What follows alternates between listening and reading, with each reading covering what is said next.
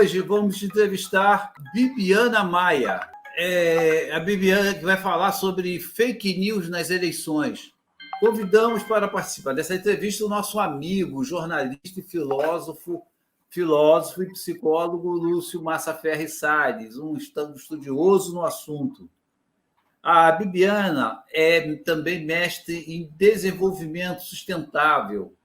Acumula 10 anos de experiência com atuações na grande mídia, veículos alternativos, terceiro setor, além de assessoria de imprensa, mídias sociais e comunicação corporativa. Bem, boa noite, Bibiana. Tudo bem? Boa noite, gente. É um prazer estar aqui hoje para conversar com vocês sobre fake news. Estou bem animada para esse papo. Muito obrigado. Obrigado por sua participação. Bibiana, você integra a rede de projetos Redes Cordiais. Dá para você nos contar um pouco como é esse projeto? O Redes Cordiais surgiu como um projeto, hoje é uma organização que tem vários projetos no portfólio e é uma instituição que trabalha com o combate à desinformação e busca sempre, de uma forma assim, com educação midiática, incentivar uma boa relação com as redes sociais. Então, a gente tem projetos voltados para influenciadores, a gente tem projetos voltados para jornalistas, e um dos focos é o combate à desinformação, né, que a gente vai conversar aqui um pouquinho hoje. Mas, basicamente, a Redes Cordiais é isso, é uma instituição que tem como foco principal também essa relação com os influenciadores. Perfeito. Mas ela é ligada a uma área de educação, né? IDS, não é isso? A esse projeto? O ITS foi um grande parceiro nosso que possibilitou que a gente pudesse se tornar uma instituição, né? Então, o Redes Cordial, ele começou incubado junto com o ITS e hoje já é uma instituição à parte. E aí a gente trabalha com foco em educação midiática, principalmente com criadores de conteúdo para redes sociais. Sim. Agora vamos entrar justamente na questão das fake news. Muita gente chama de mentiras, só mentiras. Mas é um assunto que preocupa a sociedade, em especial o Tribunal Superior Eleitoral. Como você vê essa questão? Então, muito interessante você falar sobre isso, porque a gente acabou de ter um workshop voltado para influenciadores, que teve a presença de um técnico do TSE, explicando justamente como funciona o processo eleitoral, para que esses influenciadores possam replicar nas suas redes como é que funciona isso tudo e como eles fazem para mitigar qualquer tipo de problema que possa causar nas eleições. Você falou sobre a questão de chamar de mentira, né? É porque termo fake news ou desinformação, se você quiser falar em português, é muito mais do que isso. Existem várias formas de você espalhar uma desinformação. Você pode pegar uma informação que é correta, fora de contexto, e ela se tornar desinformação.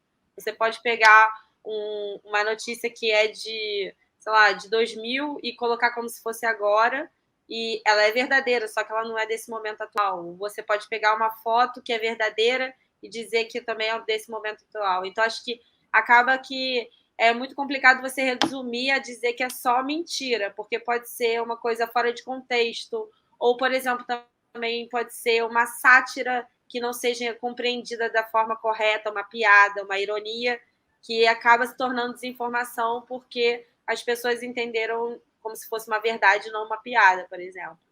Sim, sim. Hoje, inclusive, nós estivemos conversando com o meu amigo Lúcio, que acaba de chegar aqui na sala, né? Sobre esse tema de hoje, que foi inventado pelo ex-presidente norte-americano Donald Trump.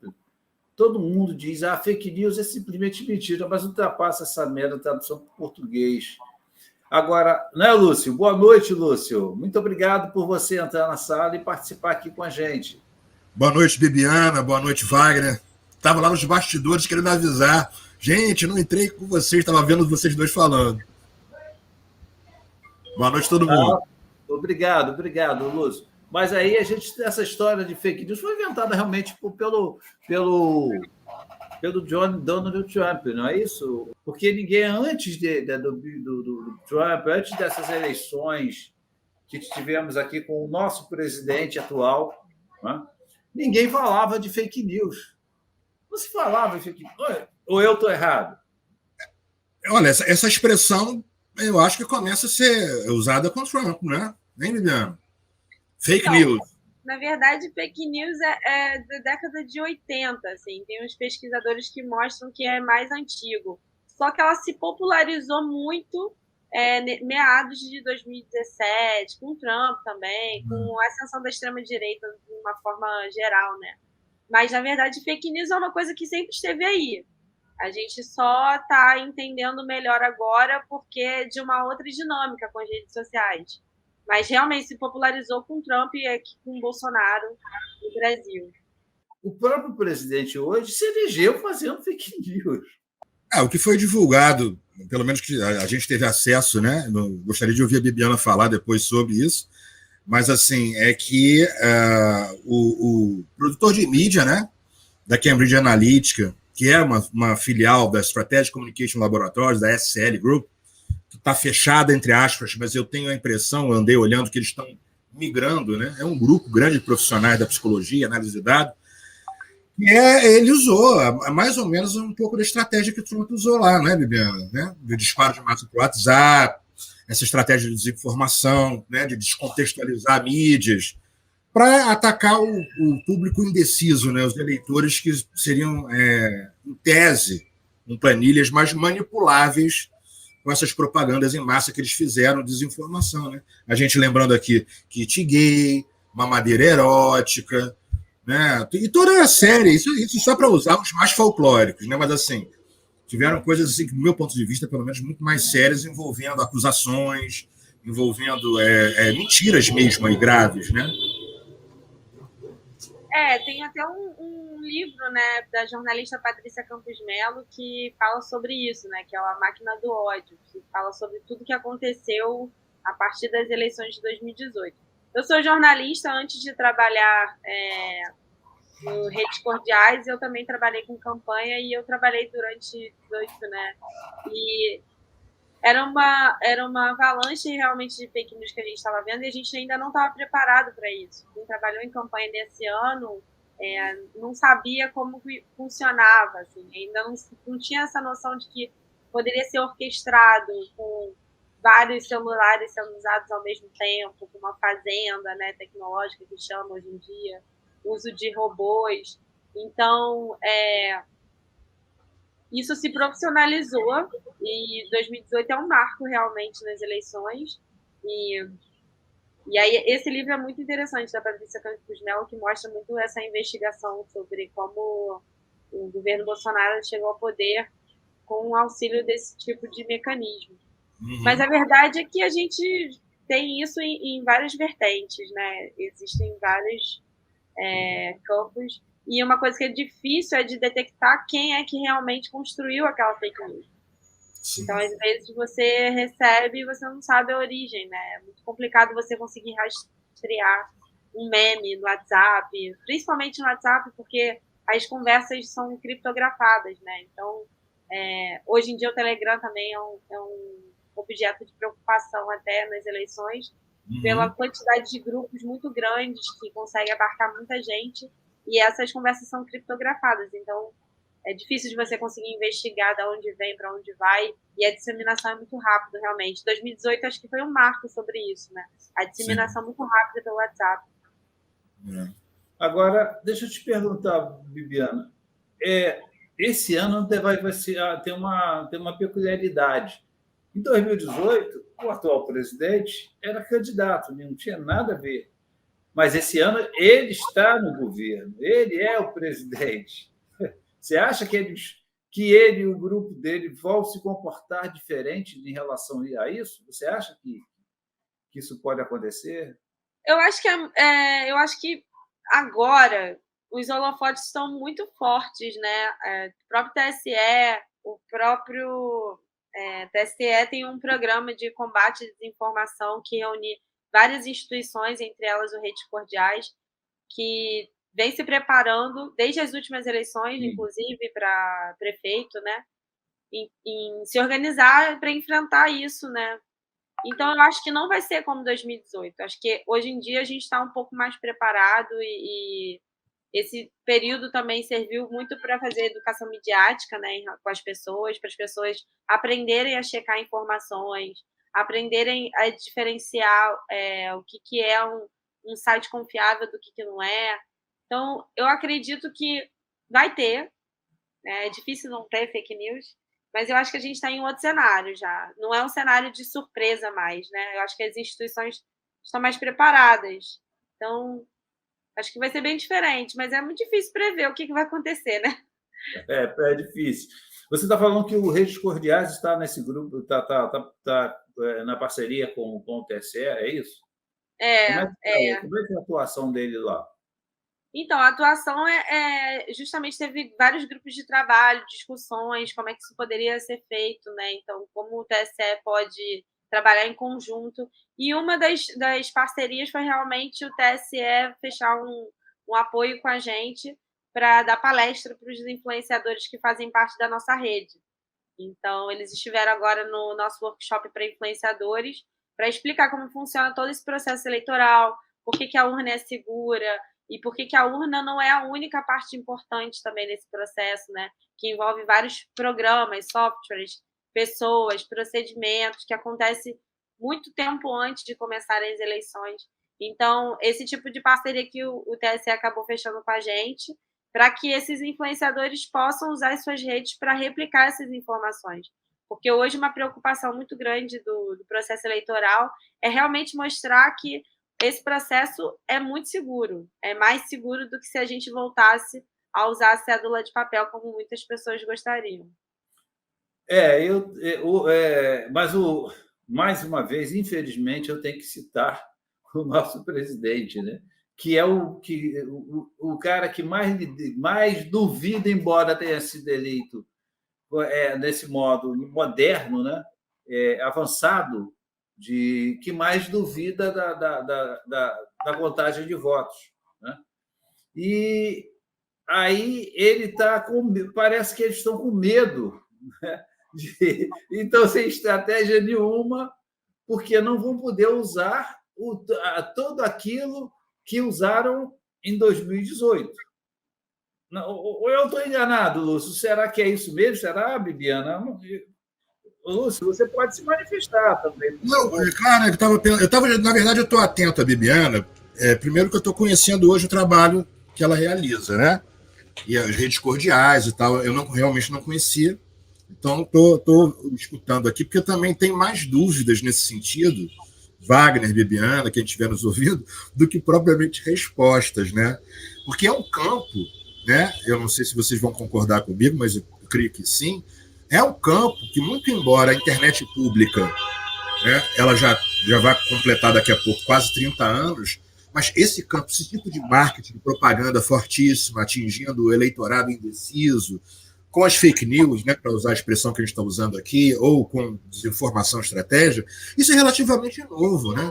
E os impactos que nós, cidadãos, eleitores, sofremos, de um certo modo também, por mais que tenhamos o livro da Patrícia, a Bibiana indicou, nós temos da Brittany Kaiser, que trabalhou uma estadunidense, trabalhou no Cambridge Analytica, temos muitos, o Engenheiro do Caos, temos o livro do Coríbico, que é um livro teórico, mas que fala sobre isso. É novo, né? E assim, não tem como prever que tipo de estratégia vai ser usada. Algo acho que vai ser usado, vai ser, mas eu vou na observação da Bibiana também, que eu acho que os órgãos, no geral, eles já estão mais atentos para que não se repita do mesmo modo aquela coisa absurda, né? No caso do kit gay, eu acho que foi muito absurdo, porque não foi só digamos assim, uma estratégia forte de desinformação, de amedrontamento, porque vai na questão dos medos e desejos, né, gente? A fake do kit gay, ela atacou grupos específicos que são grupos que, digamos assim, têm uma problemática com esse tipo de estratégia de desinformação que estava sendo conteúdo, né? Grupos religiosos, grupos que a gente chama de um pouco mais reacionários, né, em relação a certas questões dos hábitos cotidianos, mas eu não sei não, viu? O que esperar aí. nas eleições nesse campo de estratégia de marketing digital. A fake news ela tem esse traço, né? A psicologia da informação mostra isso, que se algo provoca uma emoção ali muito forte, você tem que parar e prestar atenção e pensar, porque ela é feita para provocar uma emoção, para você logo compartilhar sem antes checar. Então, a fake news tem esse traço. Exatamente. Ela fala alguma coisa também que muitas vezes vai para o viés de confirmação, que é aquilo que é reforçar alguma coisa que você já acredita. Isso. Então, se você olha alguma informação que fala muito aquilo que você quer provar o seu ponto de vista, ou que provoca uma emoção muito forte de raiva, ou, enfim, algum tipo de emoção muito forte, você tem que parar e respirar antes de compartilhar. Você tem que checar essa informação se ela é real, porque é um traço realmente muito forte. Sim. Eu tinha uma pergunta, posso fazer uma pergunta para a Bibiana? Claro. Eu estava até agora, eu fui dar aula, voltei, assisti um pedaço de uma live com dois camaradas, né? Trabalham em canais grandes e tal, e não é uma questão só deles. Muita gente está discutindo isso. E eu acho legal que seja no âmbito da dúvida, né? Porque essa coisa de dono da verdade, num momento como esse, de anos para cá, é meio perigoso. É o seguinte, Bibiana, você que o teu trabalho específico vai muito para essa área, diz o teu ponto de vista sobre isso. O atual presidente, eles têm uma estratégia que não é nativa deles, né? Como a gente já conversou, o Trump com a Cambridge e com a sua matriz, a SCL, que trabalhava com operações psicológicas, desde 91 já usava, que é de afogamento de nomes e pautas na mídia e tal. Eles têm essa estratégia. O Trump tem um vídeo que ele fala, o Steve Bannon, que trabalhou na campanha do Trump, tem um vídeo que ele fala, mais ou menos assim, falem mal, mas falem de mim. Podem me xingar, podem dizer que eu sou racista, podem dizer que eu sou homofóbico, mas o importante é que vocês não tirem a palavra do meu nome, a minha imagem das suas mentes e tal. Ele coloca isso. E tem se discutido muito de um tempo para cá que muitas propagandas antes, né, para desalojar o atual governo, né, que está sendo um desastre completo e absoluto, usam o nome dele e acaba reforçando, né? Ou seja, chama o nome dele para ser contra ele e não para ser pró, digamos assim, pró um novo governo que ofereça mais empregos, pró um novo governo em que haja novamente, né, um pouco mais de respeito ao direito de vida, né, às escolhas das pessoas. Você acha também, ou não, que o nome, a exposição em campanhas contra, isso pode acabar funcionando como propaganda a favor, ou isso não tem tanta relevância? Como é que você vê um campo de estratégia, né? De estratégia de marketing político? Tu acha que pode? A gente tem até um guia que fala sobre isso, né? Que são dois conceitos, que é amplificação estratégica e silêncio estratégico. Que é o guia falando com trolls e ataques online, um guia para jornalistas e criadores de conteúdo que foi feito em parceria com Internet Lab. É só acessar redescordiais.com.br que vocês vão encontrar essa cartilha lá. E tem esses dois conceitos, que qual é o momento certo de você amplificar uma mensagem e o momento de você silenciar. Muitas vezes, quando a gente quer denunciar alguma coisa, a gente acaba gerando mais engajamento para aquele fato. Então, principalmente, por exemplo, se você viu um post no Twitter que você acha que é revoltante, que é uma coisa absurda, de qualquer autoridade, se você vai lá e retuita, mesmo que seja para colocar uma mensagem em cima, falando que aquilo é revoltante, você está, na verdade, amplificando aquele discurso, né? Sim. Você está dando engajamento, você está aumentando o alcance daquela mensagem. Então, o mais interessante é, se você quiser muito falar sobre aquilo, na verdade, antes você tem que pensar o quanto aquilo já está sendo falado, porque, às vezes, a mensagem ainda não tem um alcance muito grande. E se ninguém falar sobre aquilo, ela não vai se alastrar. Então, se você é uma pessoa que tem muitos seguidores e vai retweetar uma mensagem que não está tendo muito alcance, mesmo que seja para denunciar, você vai ajudar aquilo a ir para frente, né? Então, mas se caso aquela mensagem já esteja sendo falada e você também quer falar sobre aquilo, às vezes a melhor estratégia não é retweetar, é você fazer um print, tirar o nome, ou só falar indiretamente daquele assunto, porque realmente, se você compartilha, você está dando mais engajamento. Agora, o que a gente fala também nesse guia é que é preciso que a gente amplifique mais os assuntos que são realmente relevantes e constroem, né, uma cidadania, né? Então, acho que a gente tem que prestar mais atenção em coisas que vão ser mais positivas do que cair nessa questão, porque senão você acaba sempre realmente reforçando uma cortina de fumaça, né, que as pessoas falam. Então, é importante você saber aplicar o silêncio estratégico. Qual é realmente o momento que é preciso falar sobre aquilo e como falar daquilo da melhor forma sem dar engajamento. Sim. Você está lembrando, eu lembro agora que o próprio PT distribuiu um comunicado para os seus filiados falando justamente isso. Não comentem, não falem de nada que o presidente lance na mídia, porque você estará simplesmente dando palco para ele, fazendo propaganda para ele. É o que você está falando, não é? É mais interessante talvez você falar do seu candidato. Isso. E como o seu candidato é importante ou vale a pena votar nele, do que ficar nesse momento reforçando algo que seja negativo, porque de alguma forma você está dando espaço e engajamento para essa mensagem. E no caso, hein, Wagner e Bibiana, agora a Bibiana falando, no caso do candidato, não é um qualquer candidato, é um candidato que, inclusive, já tem todo um trabalho que foi construído, de um certo modo, recentemente, 10 anos não é tanto tempo assim, que isso pode ser usado até em termos comparativos, né? Eu estou falando aqui a título de discurso para fazer, digamos, um espaço de uma propaganda, né, do trabalho do candidato. Então, importante, legal.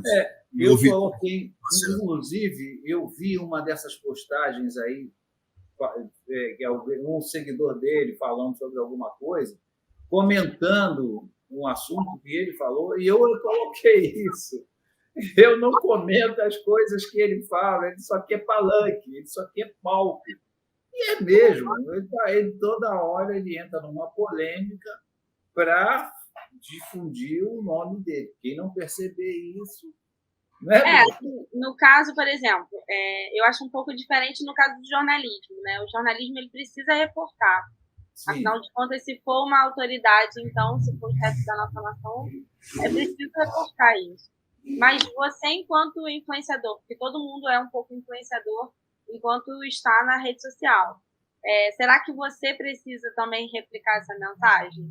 Aí é uma coisa a se pensar, se vale a pena você dar mais alcance, porque é isso, falem bem ou falem mal, falem de mim, e quando você faz isso, você está reforçando uma mensagem. O algoritmo, ele entende o seguinte, o algoritmo, ele fala, se isso aqui está sendo muito falado, é importante que eu leve para mais pessoas. E o algoritmo, ele não faz uma distinção do que é negativo ou positivo. Se está sendo falado, se está sendo curtido, se está sendo compartilhado, o algoritmo entende que aquilo ali é relevante para a rede social e vai levar para mais pessoas. Então, é isso que você tem que pensar quando você for replicar algum tipo de post, algum tipo de fala, entendeu? Sobre esse assunto. E não só o presidente usou já dessa estratégia, mas muitos outros candidatos usam disso, né? Da polêmica, né? A polêmica, ela é uma estratégia nas redes sociais para você conseguir mais alcance, mais seguidores, porque ela gera conversa. A rede social é uma conversa. Se você posta algo polêmico, alguém te responde, alguém te retuita, isso aí está gerando uma conversa que é interessante para a rede social que chegue a mais pessoas. Então, tem que ter um pouco cuidado assim, na hora de entrar na polêmica, qual polêmica e como entrar nessa polêmica. Você está citando aí o Twitter, por exemplo, ali está cheio. Né? Você parece que é o centro das polêmicas e o centro dos xingamentos, dessas coisas que... E você a gente acabou de falar, fale bem, fale mal, mas fale de mim. E é essa estratégia. O Bannon diz essa frase. Ele fala literalmente isso, né? He's been called a street fighter and the most dangerous man in American politics. You argue for your freedom and they call you a xenophobe. You argue for your country and they call you a racist. Let them call you racist. Let them call you xenophobes. Let them call you nativist. Wear it as a badge of honor.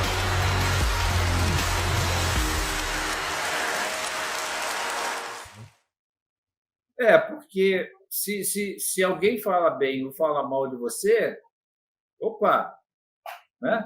E o algoritmo realmente não consegue, porque é cálculo matemático, né? Como é que ele vai julgar se isso se quais as coisas que estão por trás? Ele vai julgar exatamente o que está sendo dito e vai replicar. Não é isso, Bibiana? Eu estou errado falando. Não, exatamente. Não só no Twitter. No Instagram também, no Facebook também, em todas as redes sociais. Quanto mais engajamento... O engajamento é o quê? O engajamento são as interações que acontecem com um post, né? Você posta lá.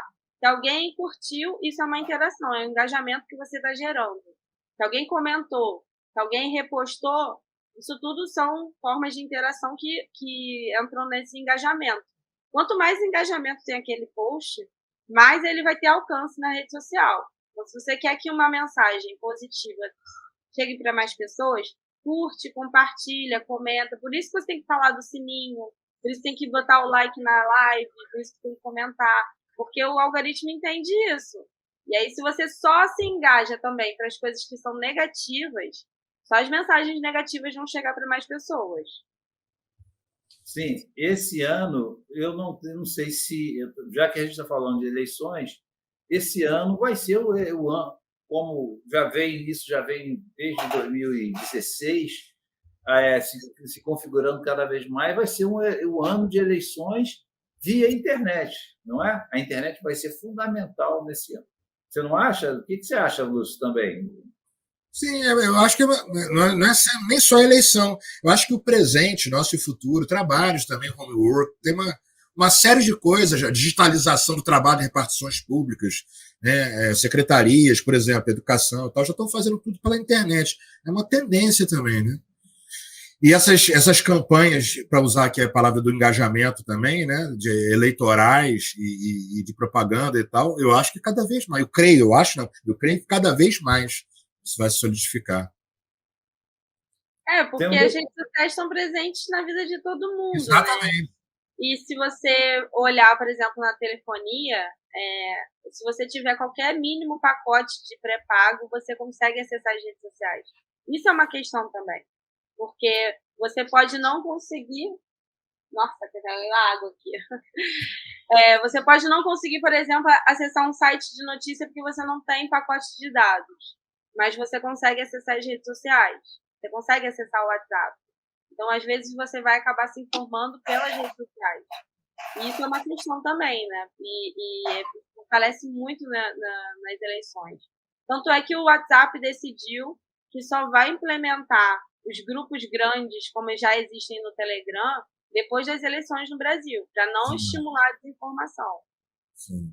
E eu espero que eles tenham alguma... Se bem que o WhatsApp é do Facebook, né, Viviana? Isso é complicado também, né? A mesma lógica. Que eles tenham alguma receita de procedimentos, né, para o porvir também, né? Que os grandes grupos, os problemas que o Telegram proporciona com esses grupos gigantes também não são poucos. Né? O WhatsApp... É a maior discussão agora, né? Porque que é a moderação de conteúdo. Como é que a gente modera isso? Como é que as plataformas moderam esse conteúdo? E elas têm responsabilidade de moderar esse conteúdo e frear as fake news. Mas hoje em dia ainda é um pouco incipiente, né? Depende muito de denúncia dos usuários. Existem algumas iniciativas, até em parceria com algumas agências de checagem já, né, para tentar rotular o que é fake news e o que não é. Mas acho que a gente tem muito a avançar mesmo. E o WhatsApp e o Telegram, eles têm uma questão mais singular, porque são conversas privadas e são criptografadas. Porque no Facebook, no Twitter, no Instagram, é tudo público, né? É para todo mundo ver. A ideia o Telegram e o WhatsApp, a ideia não é seja público, seja privado. E aí como as conversas são privadas e criptografadas pela segurança, a moderação desse conteúdo nesses grupos é muito complicada. É a nova Deep Web que as pessoas estão chamando agora. Na verdade, eles são mensageiros, eles não são plataformas como o Facebook, o Twitter. Eles são mensageiros instantâneos com o alcance de fazer grupos, né? Exatamente. Nova Deep Web. Nossa, agora você me assustou pensando aqui, que a Deep Web... o pessoal também tem uma fantasia, no caso, ao pé da letra, a Deep Web ela não significa assim, exatamente algo ruim, né? Porque ela só não é indexada no sistema de buscas do Google. Porém, uma vez não indexada no sistema de busca do Google e outros, digamos assim, ela acaba fazendo sombra para que uma série de coisas possa ocorrer sem que ninguém tenha acesso a saber como ocorre, o que a Bibiana estava falando da origem, que é um problema, né, Bibiana? A origem dos artefatos de linguagem, né? Quem faz, às vezes, certos memes, certos vídeos que são destrutivos, a gente já teve isso aqui, né? E que ninguém consegue... surgiu e explodiu na rede. Né? São vários exemplos, nem me ocorre um agora, porque são tantos, né, que a gente já viveu aqui assim. É um risco muito grande. Eu acho que a gente está num momento muito difícil, assim, a gente que é jornalista sabe disso, porque é o momento em que a gente mais precisa de jornalismo e a gente está enfrentando a maior crise do jornalismo, né? De conseguir se sustentar, de se financiar, né? Então, antes você tinha uma certa confiança ali no jornal de que aquela informação era apurada por um repórter, era checada. Hoje em dia, qualquer pessoa pode gerar um conteúdo e informação. Isso é bom porque a gente aumenta a pluralidade, mas, ao mesmo tempo, é um risco, porque a gente tem essa profissão que é uma profissão séria, que tem todos esses procedimentos para trazer os fatos para o leitor, né, ou para o espectador, enfim, e a gente está nesse momento crucial. E outro problema, além das pessoas não conseguirem, às vezes, ter dados para acessar um site de notícias, a gente tem o paywall. Paywall é o quê? Aquele aviso que diz para você que você já leu X notícias por um mês e agora você tem que assinar. Então, se a pessoa não pode acessar aquela informação, como é que ela vai saber se alguma coisa é verdadeira ou não? Isso é uma discussão também, né, no meio de pesquisa sobre desinformação, né? Porque os jornais precisam se sustentar, eles precisam de assinantes de leitores, mas as pessoas também precisam se informar. E quando elas se deparam com isso, elas estão impedidas, né, de conseguir checar alguma informação. Sim, você também é uma pessoa que escreve? Para o quadro que se encontra em vigência ser revertido, né, as pessoas teriam que ter mais acesso. Desculpa o barulho aqui, que tem uma gatinha, acabou de... Acho que ela quer falar na live também, não reparem, não. As pessoas precisam ter acesso. Aí eu estou usando a palavra da informação mesmo, nua e crua, né? Por outro lado, para a sobrevivência dos jornais também, não tendo jornal impresso, também eles têm que ter um jeito de se manter. Não dependendo exatamente de patrocinadores, é o dilema das redes progressistas, né? Do meu ponto de vista, né? Nós temos vários, assim, ou seja, são assinantes, né, que dão uma quantia, mesmo que não seja muito, mas a verdade, né, gente, Bibiana, Wagner, quem estiver nos assistindo, é que muita gente também não pode pagar, né? Aí, de um tempo para cá, a situação que nós estamos aqui no Brasil, em termos de trabalho, de emprego também, isso se agravou muito, né? A dificuldade está muito grande para muita gente também. Estamos vivendo um período muito crítico, né? Eu acho que tudo isso representa um grande desafio, né? O que fazer, né? Como lidar com o atual momento que a gente está vivendo, quais as decisões a serem tomadas. Só para concluir essa tua pergunta, ouvindo tudo que a Bibiana está nos trazendo hoje, que a gente já conversou até aqui, eu lembrei tem um vídeo que eu fiz, que eu descobri lá nas pesquisas, que essa história de atacar público-alvo com desinformação, mas não é desinformação como a gente viu no Trump, por exemplo, e aqui no atual presidente. É no sentido de mostrar descontextualizado, como a Bibiana falou mais no início da entrevista, de fazer recortes, que é uma maneira de você conduzir a mente do público, né? Que está escutando ou lendo. Foi quem começa a usar isso com força é o Bill Clinton. na campanha de reeleição, que começou em 94 para 96, quando ele queria retomar, os republicanos tinham avançado. Vocês sabem por quê? Porque a Microsoft era já cliente da empresa que eles contrataram para fazer a campanha de publicidade, uma empresa de marketing chamada Pension, e ali começa essa coisa de colher os dados computadorizados de uma massa de pessoas para atacar o eleitorado indeciso. Eu acho esse um grande desafio. Assim, a gente tem que quebrar a cabeça, né? Os cientistas da computação também têm que nos ajudar muito. O que fazer com isso? Você citou o algoritmo, da gente ter os vídeos que são empurrados. Como lidar com uma realidade que captura nossos cliques no dia a dia mesmo, trabalhando, os cookies, né?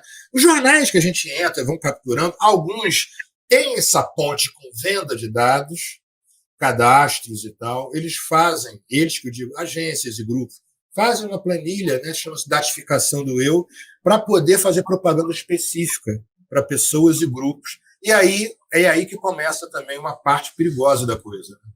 De fazer a cabeça de pessoas e grupos que são mais influenciáveis, que talvez pela dificuldade, né, às vezes financeira, né? Ela acredita numa fake news que vai quebrar a Previdência, o governo é corrupto. Aí ela fica contra aquele governo. Isso aconteceu no caso do Lula. Ela fica contra, porque na fantasia assim, imediata, a notícia é: eu vou ficar sem pensão, eu vou quebrar, não vou receber meu dinheiro. Ela começa a acreditar que isso é para ontem, né, digamos assim. E, na realidade, não é bem assim que estava acontecendo. Isso não é um fato, né? Tivemos aí, só para citar 2 nomes para encerrar a colocação, o Eduardo Moreira e aquela Maria Lúcia Fatorelli, uma ex-analista, procuradora, eu me esqueci o cargo dela, mas da Receita Federal, né? Que contestam. Até hoje eles contestam isso, essa gravidade, toque de caixa que foi usado na campanha, né, de anticorrupção, né, quebraram tudo, não vai ter mais dinheiro para pagar. Eu acho um grande desafio saber o que fazer com o alcance que essa gente tem na rede para influenciar tantas pessoas, tendo tantos dados da gente, todos nós, os nossos gostos, né, os nossos vícios de internet, vícios que eu chamo os cliques, de vai mais para um lado, não vai para o outro, gosta de visitar que tipo de página, né, as tendências, isso é fogo, viu? Bibiana, que é da área, aí, puder jogar um pouco uma luz sobre essa questão tão espinhosa. É uma realidade. Não tem muito que fugir lá. Todos clica e curte e dá algum tipo de informação assim, você mostra um pouco do seu comportamento, né? A questão é que esses algoritmos, eles não são transparentes. Isso é uma questão das plataformas, né? Como é que isso funciona? A gente não sabe de verdade. A gente tem algumas dicas, algumas pistas, mas as plataformas não mostram isso de forma transparente. Então, eu acho que a questão está por aí, assim. Como é que eles fazem para moderar o conteúdo? Como é que eles fazem para mostrar qual tipo de conteúdo a gente quer ver? E isso é muito importante também em relação à desinformação, porque se você gosta, você acaba caindo muito naquela fake news X de um site que replica, que você curte. Toda vez ele vai te dar cada vez mais fake news daquela página, né? Então, é uma questão realmente importante, essa questão dos gostos, dos dados, das preferências, né? Ou seja, vai reforçar a pessoa está gostando, né? Ou seja, é como oferecer um doce para o diabético. Assim, exato. Fiz uma comparação assim. E isso foi muito forte durante a pandemia também, né? Isso aconteceu muito, principalmente em grupos anti-vacina, muitos focados até na questão das mães, né? De gerar uma preocupação se a vacina era realmente confiável ou não, e pegando por aí, assim, por essa emoção, né, de o que eu estou dando para o meu filho. Então, aí você tem lá um influenciador anti-vacina, que você segue, e que talvez você nem saiba que ele é anti-vacina, mas ele está ali no meio do discurso dele. você consome vários conteúdos. No meio daquilo tudo tem uma fake news, você já confia naquele influenciador, você pode acabar caindo, né? Então, é bem complicado mesmo essa questão. Você estava falando, você tocou no ponto que eu ia falar com você sobre a questão dos influenciadores e que pessoal, esse trabalho do TSE foi feito também junto aos influenciadores. Como é que foi o resultado? Como é que o pessoal recebeu isso aí, Diana? Olha, foi muito interessante, foi a primeira vez que a gente fez isso, né? Esse ano a gente está se dedicando a dar um espaço nesse workshop que a gente sempre faz, a gente está na 14ª edição, vai para a 15ª agora, mas esse ano a gente, sabendo das eleições, a gente realmente achou importante abrir um espaço no workshop que fala sobre outros temas, além de desinformação, fala sobre segurança digital, ataques online também, a gente tem um espaço que fala sobre isso, sobre saúde mental, porque eles viram, né, um alvo muito forte muitas vezes. E essa parte que a gente falou sobre a eleição foi muito importante, assim, porque tem muitas coisas que a gente não sabe, eu mesma aprendi muito assistindo, e eu acho que a gente tem que saber mais e procurar saber mais sobre esse processo eleitoral, e acho que os influenciadores são grandes aliados nisso, porque eles conseguem transformar essa informação que às vezes é muito técnica de uma forma muito coloquial, muito fácil das pessoas entenderem. Então, eu acho que é uma grande estratégia que o Redes faz, é trazer os influenciadores para essa batalha mesmo, de mostrar a importância de a gente estar junto combatendo a desinformação. Então, foi muito rico, assim, eles gostaram muito, fizeram várias perguntas de como é que vai ser nas eleições, e, enfim, tiraram dúvidas sobre o processo eleitoral também, para saber como responder os seguidores, né?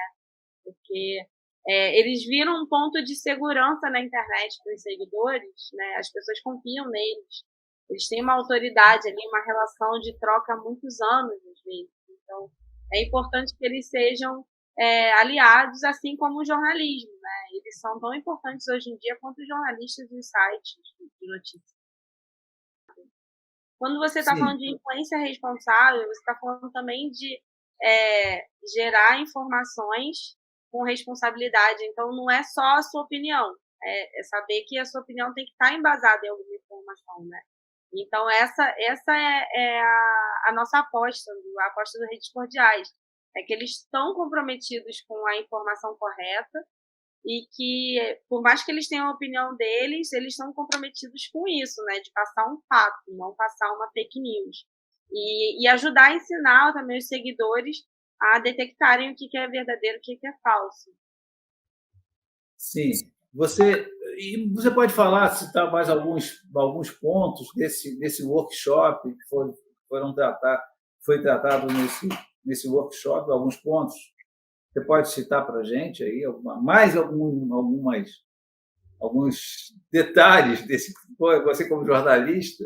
Então, esse workshop funciona assim, são 2 manhãs, né? Eles têm uma parte sobre oficina de desinformação, e aí a gente explica como é que funciona, né? Vários tipos de desinformação, como eu falei aqui rapidamente, que é aquilo que é super falso, aquilo que é fora de contexto, aquilo que é uma piada que não foi compreendida correta. A gente vai passando todos esses casos, também formas de checar. Então, por exemplo, você viu uma notícia na internet, vai ver se saiu também em sites de notícia, porque se for uma notícia realmente muito importante, ela vai acabar saindo em outros sites. Como checar a imagem, né? Isso é uma questão muito importante agora também com os vídeos, né? As deepfakes. Então, a gente tem que ficar cada vez mais atento com isso, porque os vídeos agora são manipulados também. Então, como a gente checa isso? Como é que a gente checa uma foto se ela é montagem ou não é? Hoje em dia você consegue, você pega a foto, você faz o que a gente chama de busca reversa, né? Coloca no Google e vê de onde aquela foto veio, quando ela foi publicada a primeira vez. Então, a gente faz esse treinamento com os influenciadores e fala também sobre essa questão, a gente falou sobre esse processo eleitoral. Então, a gente mostrou como era antes, né? Os técnicos do TSE mostraram como era antes da urna eletrônica, que era muito mais possibilidade de fraudar as eleições. E tudo que eles vêm fazendo, todos os processos, que eles vêm fazendo para mostrar que é o mais seguro possível até agora, e eles estão sempre tentando melhorar esses processos, né? E uma coisa primordial, a urna não tem Wi-Fi, não tem Bluetooth. Então, assim, não tem como ser atacada. É esse tipo de informação mesmo que hoje vem sendo colocado na internet que não é verdadeiro, a gente conseguiu passar para eles, para que eles peguem e entreguem para o público deles, na linguagem deles, e as pessoas tomem consciência disso, né? E não caiam nessas fake news de acreditar que a urna pode ser invadida por hacker, enfim, esse tipo de coisa, né? Isso já foi muito usado, né?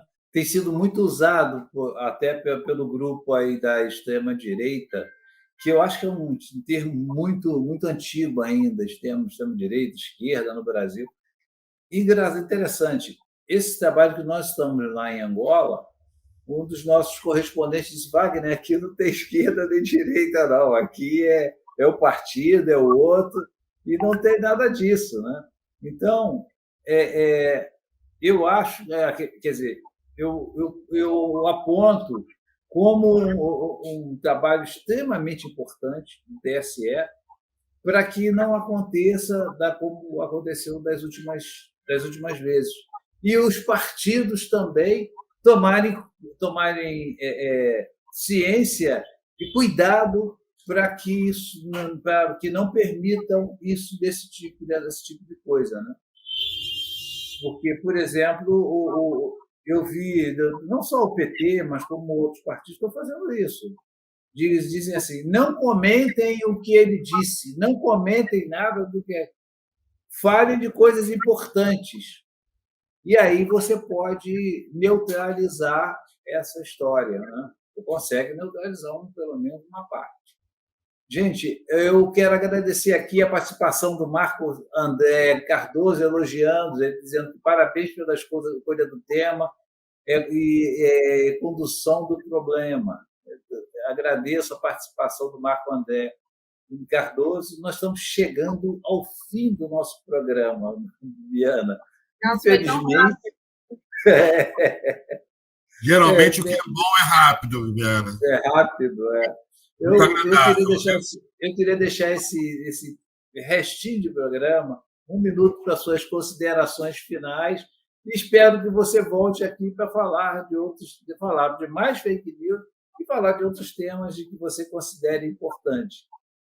É com você mesmo. Obrigado, hein, Lúcio, pela sua participação. Você é sempre um grande parceiro. Eu que agradeço vir escutar a Bibiana, tanta coisa importante que eu quero depois escutar mais, ter o contato de algum modo, seguir, tá? Que a gente está sempre aprendendo sobre esse tema. Obrigado, Bibiana. Queria agradecer o convite, convidar todo mundo também para conhecer o Redes Cordiais.